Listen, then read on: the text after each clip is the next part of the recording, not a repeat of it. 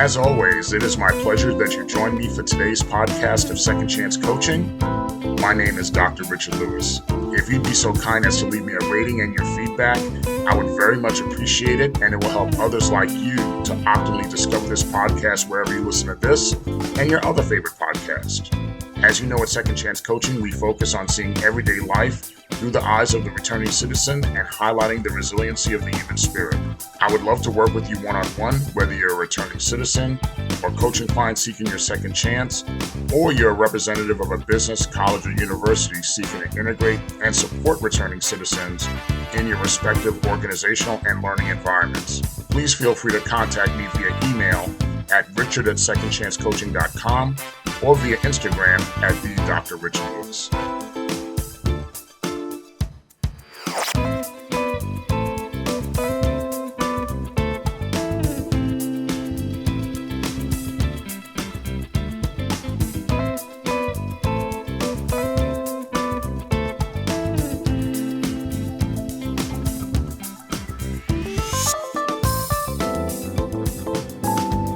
Welcome again to another edition of Second Chance Coaching.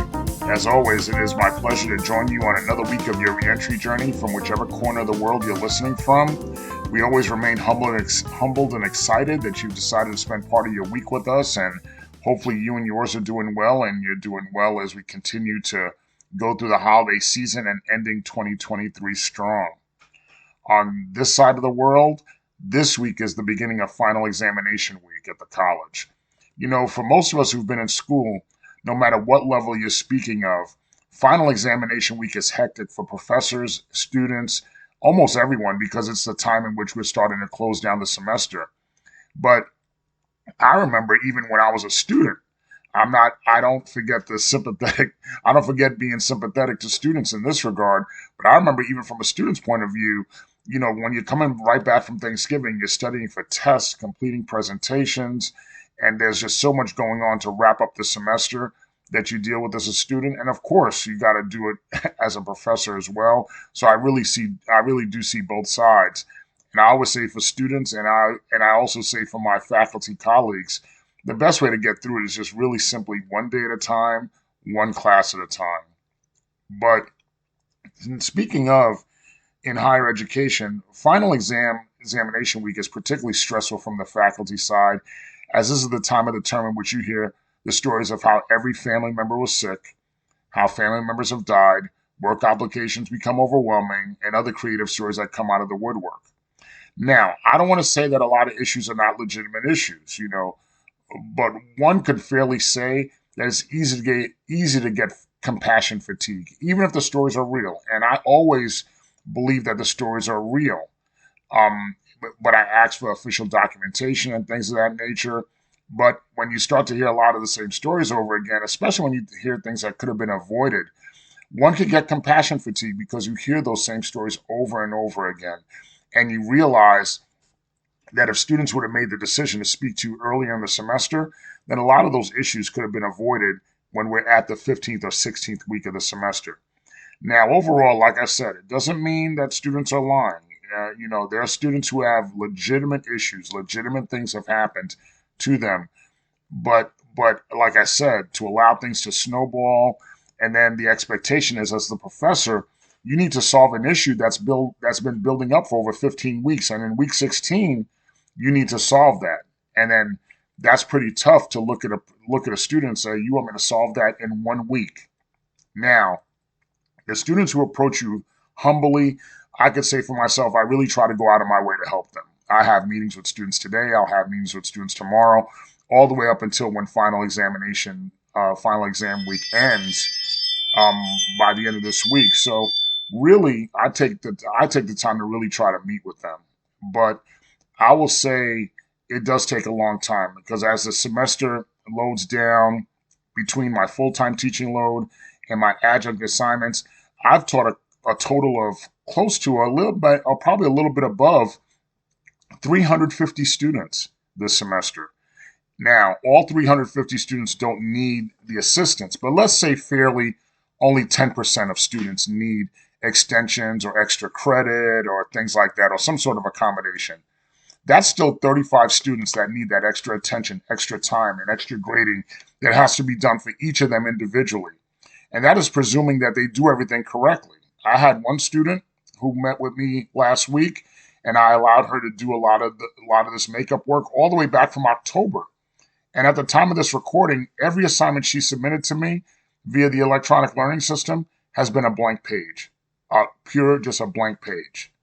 Now, she could be having technical issues, but I have to respond to her, and I did. And I'm hoping to get a response in time for her to complete these assignments and allow me the opportunity to grade the assignment. Now, what I'm talking about right now, these are just the students that are being nice to you. I will not even bore you with the details of students who are entitled, nasty, and just borderline disrespectful, or really cross over the line of being completely and explicitly disrespectful. But even those students, you have to rise above and show them the example that they're supposed to be. Because when you're in this working world and you need something, you have to have a cool head. So I have to show them the example of having a cool head and keeping everything to the facts and not going into emotions as to how I deal with them. But speaking of going to emotions, my weekly condo HOA update will be an interesting one for sure. But for now, let's stay on final examination week.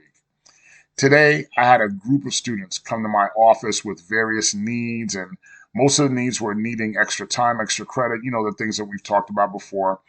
But ultimately, they didn't really have any significant legitimate reason other than they just didn't do the work.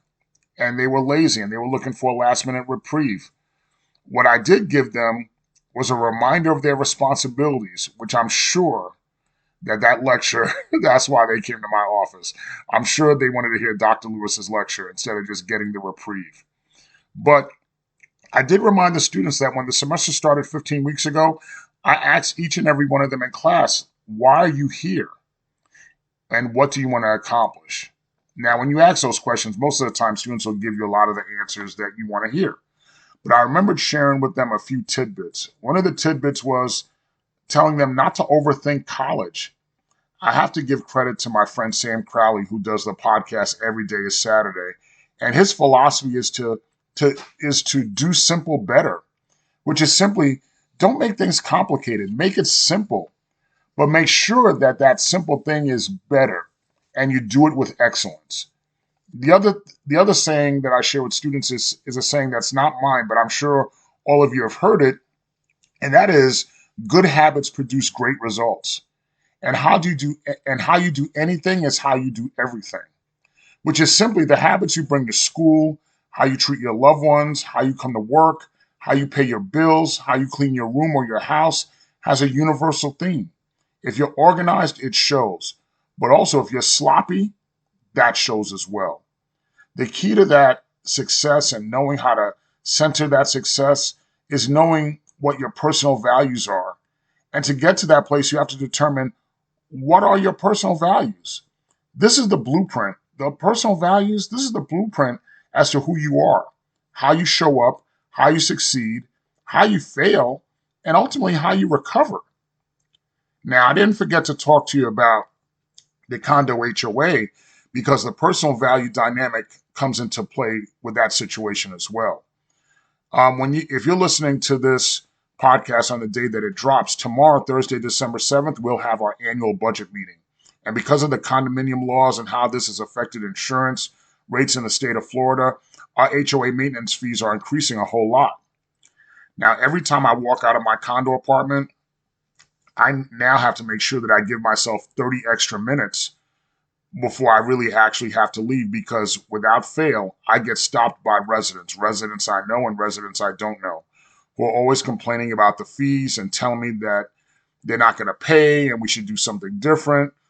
Now, I can't speak for other associations, but our board, even with our problems, because our board certainly has not seen things in the same way, but even with our problems, we've been transparent with the building and with the challenges of the building. And if someone's values, and if someone's values are being manifested through their anger and attempted intimidation, even in the light of us trying to be transparent with everyone, then we're not really solving any problems. In my case, I really try to be a ferocious planner. And I shared with everyone a couple of months ago that if we work together and have multiple conversations with other insurance agents, talk to the insurance agent that insures your unit, maybe we could get a different answer with insurance. Maybe we could get better cost involved. I spoke to 2 or 3 agents myself, and I really didn't get any different answers than what we already had. Some of the answers that I got were actually worse as far as how old our building is and things of that nature. But I said to those resident owners, besides me, there are 64 other residence owners here. And no one took the initiative to speak to anybody, any agents that they knew. So why would that responsibility be left up just up to me or certain people on the board? This made me think, talking about students and what they're doing and even the people at the condo, it really made me think of life and one's reentry journey and and how do we determine and live by our personal values? Because the things that we do, whether it be showing how we show up to school or how we show up to a condo meeting, is really dictated by our personal values, our code, our mission statement, our blueprint. Our personal values and that blueprint is how we live. And like I said, how we succeed, how we fail, how we recover, how we show up. Now, when I first came home over 22 years ago on work release, we were subject to random drug testing. We were subject to random visits to our home and visits to our place of employment. So one knew you had to be where you said you were going to be. So if you're going to be at work, you had to be at work. If you had to be at home, you had to be at home. And you had to live a clean life if drugs were a challenge for you. Now, in the times in which you first start work release, you split time between the facility and home. And when we would be released to go home on consecutive days, we'd be released early on a Saturday morning. And even in New York City, it was really early on a Saturday morning. So even in New York City, the city that never sleeps, those early morning subway rides going home were really quiet. There were not many people on the train. And so either you were quiet going home by yourself, or you were involved in conversation with the other gentleman you left the facility with. And those conversations range from what one would be doing that weekend and work release. Even if you talk about what you were doing, 90% of the time you'd be at home adhering to curfew. And you talk about, like I said, you talk about what you'd be doing that weekend, talk about what the future would hold for you. And I could listen to what the other guys would talk about. And I could tell which ones would be successful and which ones would struggle because I could hear through their voices and through their takes on things, the values they live by. And that was through the things that they were saying and what they were prioritizing.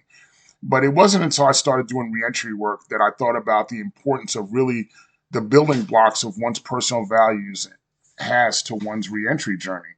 And not only one's reentry journey, but the importance that it has towards one's life. They're really the compass to the decisions you make, the GPS map to get from one place to another. Now, we're not perfect. You don't make the best decisions all the time. I don't make the best decisions all the time. But in my case, I really seek to be extremely conscientious of the decisions that I make and how they affect me immediately and in the long term through those personal values that I have.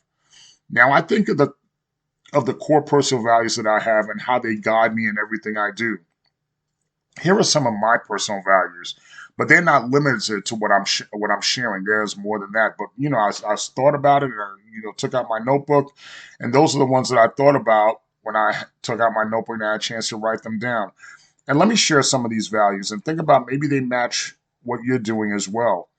And these personal values of mine are as follows: achievement, assertiveness, balance, belonging, boldness, calmness, clear-mindedness, compassion, fairness, faith, family-orientatedness, focus, freedom, fun, generosity, goodness, positivity, practicality, preparedness, professionalism, reliability, rigor, commitment, community, compassion, contribution, courtesy, grace, growth, happiness, honor, humility, independence, intelligence, selflessness, serenity, stability, strategic, strength, structure, success, empathy, order, effectiveness, enthusiasm, dependability, diversity, love, loyalty, leadership, joy, justice, intellectual status, making a difference, understanding, truth seeking, trustworthiness, tolerance, thoughtfulness, thankfulness, and teamwork. That's a lot. I know these, even though that's a lot, I know those values are just some of the things that make up who I am. And I know if I had the time to think about some more, I could have thought of more. But have you thought about what are your personal values? What makes you you? How are you built? What is the blueprint that makes you who you are? You're probably thinking, how do I go about defining those values and making those applicable to me? Now, I use the Better Up blog. I love the Better Up blog, and you could find the Better Up blog at www.betterup.com. And when I was developing some of the core values I shared with you, it gave me 6 tips on how to define my own core values. And they could help you define your own core values. So let me share these 6 tips with you. Number 1, think of the most meaningful moments in your life. What made those moments meaningful to you? How did you feel when it was happening? What led to those moments? Number 2, think of the moments you felt the least satisfied. This could be the opposite of your most meaningful moments. What were some of your worst experiences? Have you felt unfulfilled at work?